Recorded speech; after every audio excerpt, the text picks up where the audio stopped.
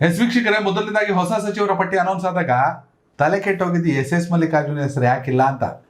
ಕರ್ನಾಟಕದಲ್ಲಿ ಕಾಂಗ್ರೆಸ್ ಸರ್ಕಾರ ಅಧಿಕಾರದಲ್ಲಿ ಇದೆ, ಎಸ್ ಮಲ್ಲಿಕಾರ್ಜುನ್ ಗೆದ್ದವ್ರೆ ಅಂದರೆ ಅವ್ರನ್ನ ಮಿನಿಸ್ಟರ್ ಆಗಲೇಬೇಕು ಅಂತ ಹೇಳಿದವ್ರು ನಮಗೆ ಓವರ್ ಕಾನ್ಫಿಡೆನ್ಸ್ ಆಗ್ಬಿಡ್ತಾ. ಎಲ್ಲೋ ಒಂದು ಕಡೆ ಸಮರ್ಥಿಗೆ ಟಿಕೆಟ್ ಕೊಡ್ತೀವಿ, ಸಚಿವ ಸ್ಥಾನ ತ್ಯಾಗ ಮಾಡಬೇಕು ಅಂತ ಎಲ್ಲೋ ಮಾತುಕತೆ ಆಗಿತ್ತಾ? ಒಂದು ವೇಳೆ ಎಸ್ ಮಲ್ಲಿಕಾರ್ಜುನ್ ಅವರೇ ಇದಕ್ಕೆ ಒಪ್ಕೊಂಡಿದ್ರು ಅನ್ನೋ ಕಾರಣಕ್ಕೆ ಏನಾದ್ರು ಬಿಟ್ಟಿರ್ಬೋದು ಅನ್ನೋ ಚರ್ಚೆ ಇತ್ತು. ಬಟ್ ನಮ್ಮ ಗೆಸ್ಸು ಸುಳ್ಳು ಆಗಲಿಲ್ಲ. ಕಾಂಗ್ರೆಸ್ ಸರ್ಕಾರ ಆಯ್ತು ಅಂದರೆ ಎಸ್ ಮಲ್ಲಿಕಾರ್ಜುನ್ ಇರಲೇಬೇಕು. ಹೇಳಿ ಅಕ್ಷಯ್. ಇದೊಂಥರ sudden shock. Actually first of all ಇವತ್ತು ಲಿಸ್ಟ್ ಅನೌನ್ಸ್ ಆಗಿದ್ದೆ ಅಚ್ಚರಿ. ನಿಜ. ಯಾಕಂತ ಹೇಳಿದ್ರೆ ನೀವು ಕಾಂಗ್ರೆಸ್ನ ಹಲವು ನಾಯಕರ ಜೊತೆಗೆ ಕ್ರಾಸ್ ಚೆಕ್ ಮಾಡಿದ್ರೆ ನಾವು ಕ್ರಾಸ್ ಚೆಕ್ ಮಾಡಿದ್ವಿ. ಬಂದಂಥ ಮಾಹಿತಿಗಳ ಪ್ರಕಾರ ಏನು ಡೆಲ್ಲಿಗೆ ಮತ್ತೆ ಹೋಗ್ತಾರಂತೆ ಡಿ ಕೆ ಶಿವಕುಮಾರ್ ಅವರು. ಆಮೇಲೆ ನನಗೆ ಯಾರು ಹೇಳಿದ್ರು, ಇಲ್ಲ ಅಜ್ಜಯ್ ಹತ್ರ ಹೋಗ್ತಿದ್ದಾರೆ ಡಿ ಕೆ ಶಿವಕುಮಾರ್, ಅಲ್ಲಿ ಏನೋ ಅವರು ಏನು ಹೇಳ್ತಾರೆ ಅದ್ರ ಮೇಲೆ ನಿರ್ಧಾರ ಅಂತೇಳಿ.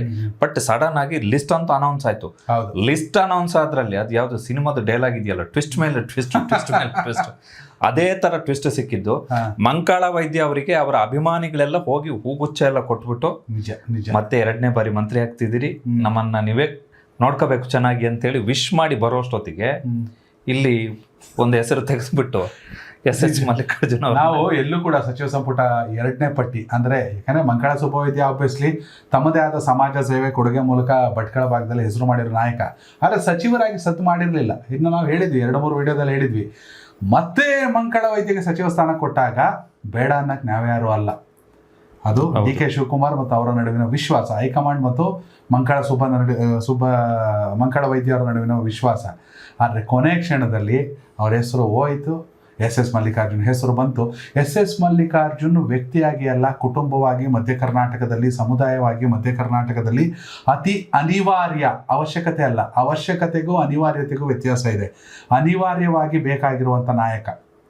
ಹೀಗಾಗಿ ಎಸ್ ಮಲ್ಲಿಕಾರ್ಜುನ್ ಅವ್ರನ್ನ ಮತ್ತೆ ಸಂಪುಟಕ್ಕೆ ಸೇರಿಸ್ಕೊಂಡವ್ರೆ. ಹಿಂದೆ ಪುಟ್ಟರಂಗ ಶೆಟ್ಟಿಗೆ ಹಿಂಗಾಗಿತ್ತು. ಪುಟ್ಟರಂಗ ಶೆಟ್ಟಿನ ಕೈ ಬಿಟ್ಬಿಟ್ಟು ಲಾಸ್ಟ್ ಮೂಮೆಂಟಲ್ಲಿ ದಿನೇಶ್ ಗುಂಡೂರಾವ್ ಸೇರಿಸ್ಕೊಂಡಿದ್ರು. ಈಗ ದಿನೇಶ್ ಗುಂಡೂರಾವ್ ಕೈ ಬಿಟ್ಬಿಟ್ಟು ಪುಟ್ಟರಂಗ ಶೆಟ್ಟಿನ ಸೇರಿಸ್ಕೊಂಡವ್ರೆ. ಸಾಕಷ್ಟು ಸ್ವಾರಸ್ಯಗಳಿದೆ, ಹೇಳ್ತೀವಿ.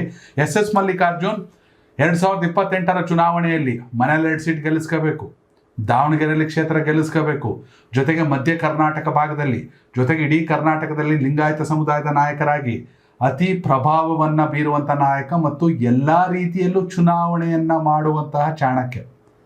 ಶಾನೂರ್ ಶಿವಶಂಕರಪ್ಪ ರಾಜಕೀಯವಾಗಿ ಸೂಪರ, ಎಸ್ ಮಲ್ಲಿಕಾರ್ಜುನ್ ಸೂಪರ್ ಆದರೆ ಅಪ್ಪನ ಮೀರಿಸೋ ಮಗ ಎಸ್ ಮಲ್ಲಿಕಾರ್ಜುನ್, ರಾಜಕೀಯದಲ್ಲಿ ಪಂಟರ್. ಹೀಗಾಗಿ ಅರ್ಹವಾಗಿ ಅವರಿಗೆ ಸ್ಟೈಲ್ ಆಫ್ ಆಪರೇಷನ್ ಬೇರೆ. ಅದು ತೀರಾ ಎಲ್ಲ ಇಟ್ಟು ಜೆನ್ಜಿ ಸ್ಟೈಲ್ ಆಪರೇಷನ್ಸ್ ಏನಲ್ಲ ಅವ್ರದ್ದೇ ಸ್ಟೈಲ್ ಆಫ್ ಆಪರೇಷನ್ಸ್ ಇದೆ. ಬಟ್ ಇಲ್ಲಿ ಏನನ್ಸುತ್ತೆ ಯೋಗ್ಯವ್ರೆ ಅಂದ್ರೆ, ಮಂಕಾಳ ವೈದ್ಯ ಅವರಿಗೆ ಅತ್ಯಂತ ದೊಡ್ಡ ಮುಜುಗರ ಇದು, ಒಂಥರ ಅವಮಾನ. ನಿಜ ನಿಜ ನಿಜ. ಈಗ ನಿನ್ನೆ ಲಿಸ್ಟ್ ಅನೌನ್ಸ್ ಆಗಿ ಇವತ್ತು ಬೋತ್ ಟೇಕಿಂಗ್ ಇದೆ ಅಂತ ಹೇಳಿದ್ರೆ, ಒಂದು ದಿವಸದ ಗ್ಯಾಪಿಗೆ ಏನೋ ಒಂದು ಆಗಿದೆ ಅಂತ ಹೇಳಿದ್ರೆ ಓಕೆ. ಬಟ್ ಲಿಸ್ಟ್ ಅನೌನ್ಸ್ ಆಗಿದ್ದೆ ಬೆಳಿಗ್ಗೆ 10 ಗಂಟೆ ಆದಮೇಲೆ, ಸಂಜೆ 4 ಗಂಟೆಗೆ ಬೋತ್ ಟೇಕಿಂಗ್ ಇದ್ದಂಥ ಸಂದರ್ಭದಲ್ಲಿ ವಿದಿನ್ ಫ್ಯೂ ಮಿನಿಟ್ಸ್ ಒಳಗಡೆ ನಾನು ಲಿಸ್ಟ್ ಇದ್ದಿದ್ದನ್ನು ತೆಗೆದುಬಿಟ್ಟು ನೀವು ನನ್ನನ್ನು ಮತ್ತೆ ಕ್ಯಾಬಿನೆಟ್ಗೆ ಸೇರಿಸ್ಕೊಳ್ಳಲ್ಲ ಅಂಥೇಳಿ ಮೆಸೇಜ್ ಕೊಡೋದಿದೆಯಲ್ಲ, ಕಮ್ಯುನಿಟಿ ವೈಸು ಬಹುಶಃ ಕಾಂಗ್ರೆಸ್ ಅವರು ಇದರ ಬೆಲೆ ತರಬೇಕಾಗತ್ತೆ. ಆಮೇಲೆ ಒಂದು ವಿಡಿಯೋ ನೋಡಿದ್ದೆ ರೀಸೆಂಟ್ ಆಗಿ, ಡಿ ಕೆ ಶಿವಕುಮಾರ್ ಅವರು ವಿಧಾನಸೌಧದ ಕಾರಿಡಾರ್ ನಲ್ಲಿ ನಡ್ಕೊಂಡು ಹೋಗ್ತಾ ಇದ್ರು. ಅವರ ಪಕ್ಕದಲ್ಲೇ ಮಂಕಾಳ ವೈದ್ಯ ಅವರು ಸ್ವಲ್ಪ ಮುಂದೆ ಹೋಗಿ ನಡ್ಕೊಂಡು ಹೋಗ್ತಾ ಇದ್ರು. ಅವಾಗ ಇವ್ರನ್ನ ಕರೆದು ಬಿಟ್ಟು ಹೆಗ್ಲ ಮೇಲೆ ಕೈ ಹಾಕಿ ಕಿವಿಯಲ್ಲಿ ಪಿಸು ಪಿಸು ಗುಸು ಎಲ್ಲ ಮಾತಾಡ್ತಿದ್ರು. ಅವರು ಅದನ್ನ ಮಂಕಾಳ ವೈದ್ಯ ಅವರ ಅಭಿಮಾನಿಗಳು ನೋಡಿ, ನಮ್ಮ ಡಿ ಕೆ ಬಾಸ್ ಜೊತೆಗೆ ನಮ್ಮ ಅಣ್ಣ ಹೆಂಗಿದಾರ ನೋಡಿ ಅಂತ ಹೇಳಿ, ಅಂದ್ರೆ ಮತ್ತೆ ಮಂತ್ರಿ ಆಗ್ತಾರೆ ಅನ್ನೋ ಅರ್ಥದಲ್ಲಿ ಹಾಕಿದ್ರು. ಆದ್ರೆ ನನ್ನ ಪ್ರಕಾರ ಆ ಪಿಸು ಪಿಸು ಗುಸು ಏನು ಅಂತ ಹೇಳಿದ್ರೆ ಹಿಂಗಾಗತ್ತೆ. ಮಂಕಾಳ ವೈದ್ಯ ಅವರೇ, ಕಮ್ಮಿ ಆಗುತ್ತೆ, ನಿಮ್ ಲಿಸ್ಟ್ ಇರುತ್ತೆ, ಹೆಸರು ಇರುತ್ತೆ, ಬಟ್ ಆಮೇಲೆ ತೆಗಿತೀವಿ ಅಂತ ಹೇಳಿ ಬಹುಶಃ ಒಂದ್ ವೇಳೆ ಹೆಸರೇ ಇರ್ಲಿಲ್ಲ ಅಂದ್ರೆ ಬೇಜಾರಿಲ್ಲ ರೀ. ಹೆಸರೇ ಇಲ್ಲ, ಅವಮಾನ ಇದು ಅಂತ ಹೋಗೋದು ಒಂಥರ ಅವಮಾನ.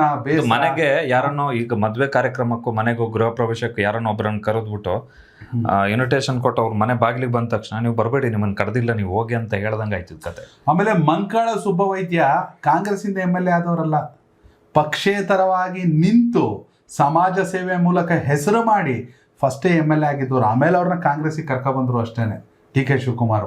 ಆದರೂ ಇರಲಿ, ಎನಿವೆ ಎಸ್ ಮಲ್ಲಿಕಾರ್ಜುನ್ ಅರ್ಹವಾಗಿಯೇ, ಯೋಗ್ಯವಾಗಿಯೇ ಮತ್ತೆ ಸಂಪುಟವನ್ನು ಸೇರ್ಕೊಂಡಿದ್ದಾರೆ. ಏನೆಲ್ಲ ಆಗಬೇಕು ಎಸ್ ಮಲ್ಲಿಕಾರ್ಜುನ್ ಅವರಿಂದ ಕಾಮೆಂಟ್ ಮೂಲಕ ತಿಳಿಸಿ. ಧನ್ಯವಾದಗಳು. ಕನೆಕ್ಟ್ ಕರ್ನಾಟಕ, ಇದು ನಿಮ್ಮ ನೆಟ್ವರ್ಕ್.